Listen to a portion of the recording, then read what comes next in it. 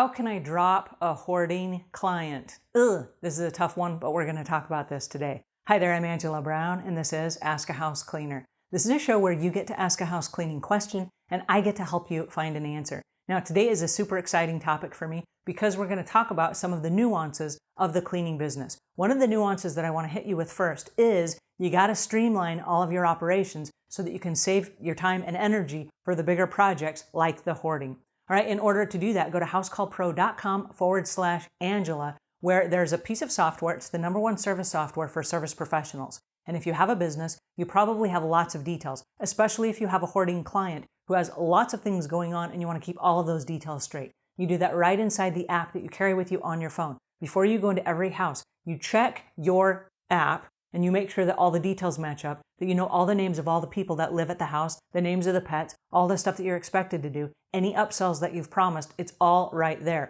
Then at the end of the job, when you go to send the invoice to the client before they approve it, all you have to do is make sure that everything that you promised is right there on the invoice and it's all in the same app. It's super easy and it streamlines all of your paperwork. So check it out at housecallpro.com/Angela. And there's a special discount for me and my friends. Hey, you're one of my friends if you're watching this show. So housecallpro.com/Angela. All right, on to today's show. We had a house cleaning professional that called into the show and she asks this question. I have started a cleaning business now, been 5 months. I have a client that I want to drop. Her house is disgusting. She is a hoarder. Do not appreciate going there. I go to her house once a week and never find any improvement. How do I drop the client and what can I say to do it?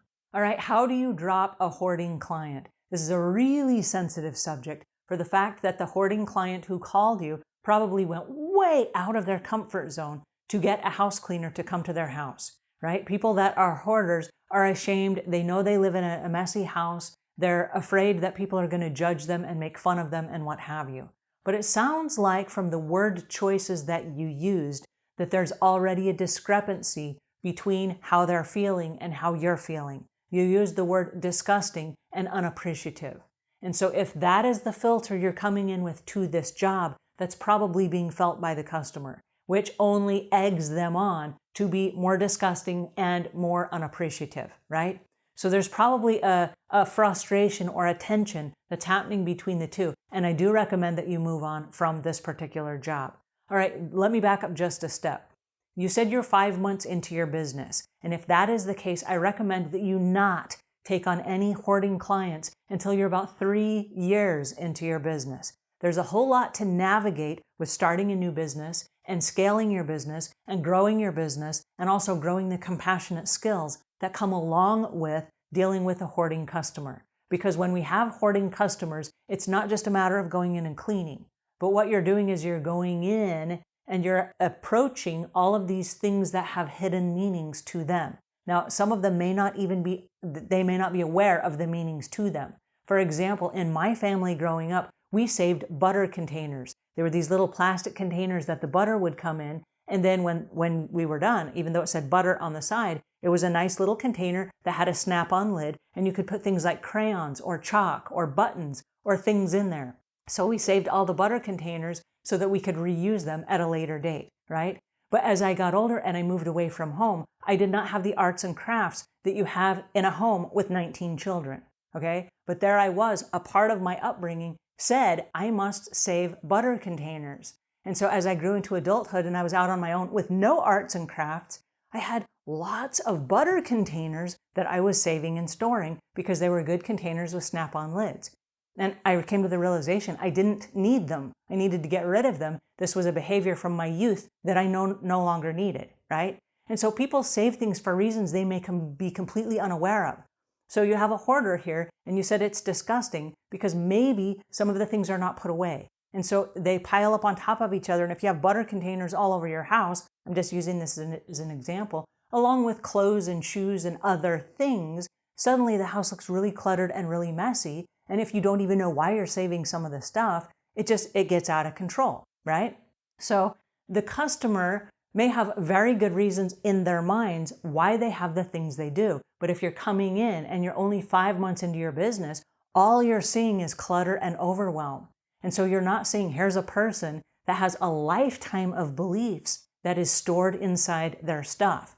And that takes a very compassionate, very understanding person that maybe has even had some psychology training, okay? And so if you're just new to the business, you're focusing on your business and time efficiency and all those things, and hoarding is not the right job for you. And so you might have overbid on this one. And so no fault to anyone, because this is how we learn. But my suggestion would be, what do you say?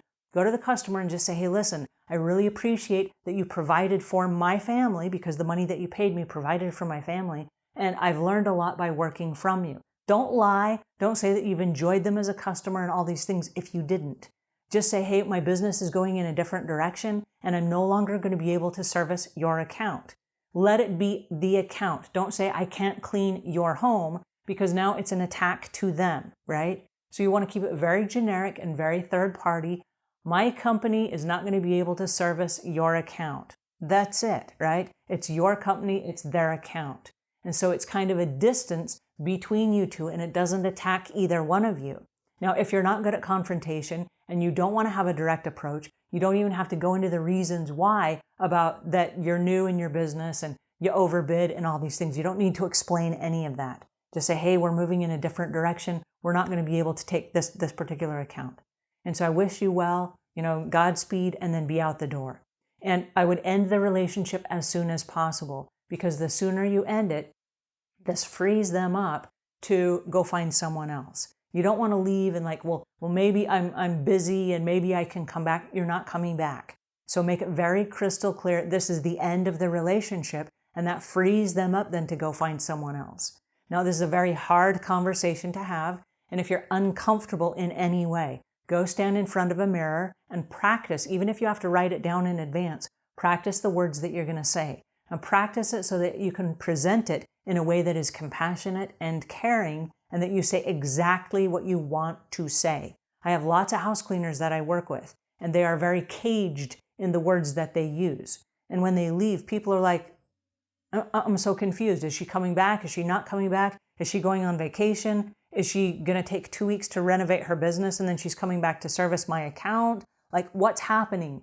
And they leave and the house cleaner thinks everything is clear. And then the customer calls them a week later and says, when are you coming back?